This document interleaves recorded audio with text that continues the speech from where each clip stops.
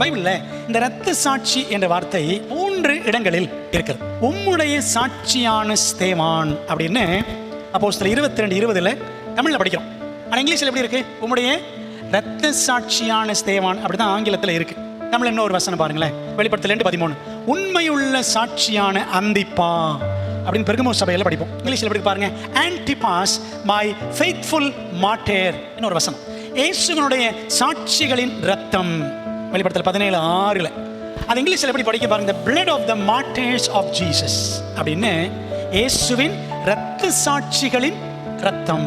3 இடங்கள்ல தான் இந்த மார்டர் என்ற வார்த்தை, அதிலும் குறிப்பாக புதிய ஏற்பாட்டில் மட்டும்தான் இந்த இரத்த சாட்சி என்ற வார்த்தை இருக்கிறது.